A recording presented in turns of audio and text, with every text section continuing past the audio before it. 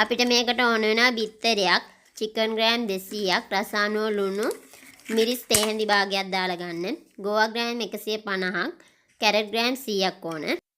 මේ සෝස් එක හදාගන්න සෝයා සෝස් මේස හැඳි 6ක්, තක්කාලි සෝස් මේස හැඳි 3ක්, ලුණු තේ හැඳි කාලක්, කෑලි මිරිස් තේ හැඳි 1ක්, ගම්මිරිස් කුඩු තේ හැඳි කාලක්, සීනි මේස හැඳි 1ක් දාලා කලවම් කරලා ගන්න. අපිට තව ඕන වෙනවා බීරුණු ගෙඩි භාගයක් පොඩියට කපලා, සුදු ලුණු බික් 4ක් පොතුත් එක්කම හොඳට තලලා ගන්න. වේලුම් මිරිස් කරල් 4ක් ඕන. තාච්චියක් ලිපේ තියලා ඒකට තෙල් ටිකක් දාලා තෙල් ටික රත් වෙද්දි තරාගත්ත සුදු ලුණු ටික දාලා රන්වන් පාට වෙනකම් බැද ගන්න ඕන. මේ ටික හොඳට රන්වන් පාට වෙනකම් බැදුනට පස්සේ අපි මිරිස් ලුණු දාලා අනාගත්ත චිකන් ටික දාන්න ඕන. මේ චිකන් ටික රන්වන් පාට වෙලා සුවඳ එනකම් හොඳට බැද ගන්න ඕන.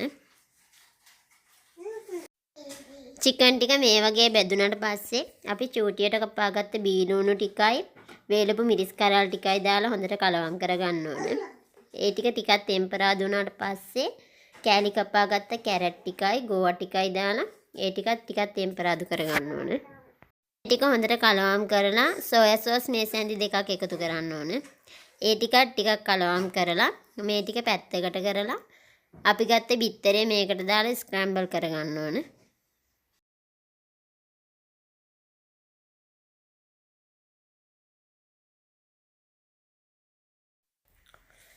බිත්තරය හොඳට ස්ක්‍රැම්බල් වුණාට පස්සේ අපි ලිපේ ගින්දර අඩු කරලා උයාගත්ත බත් ග්‍රෑම් 500ක් එකතු කරන්න ඕනේ. මේක හොඳට කලවම් කරගන්න. දැන් අපි කලින් හදාගත්ත සෝස් මිශ්‍රණය දාලා මේක හොඳට කලවම් කරගන්න ඕනේ.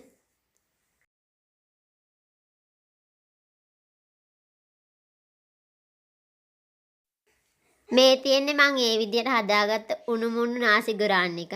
මේක බිත්තර ඔම්ලට් එකක්, පිපිඤ්ඤා ටිකක්, තක්කාලි ටිකක් එක්ක කන්න පුළුවන්.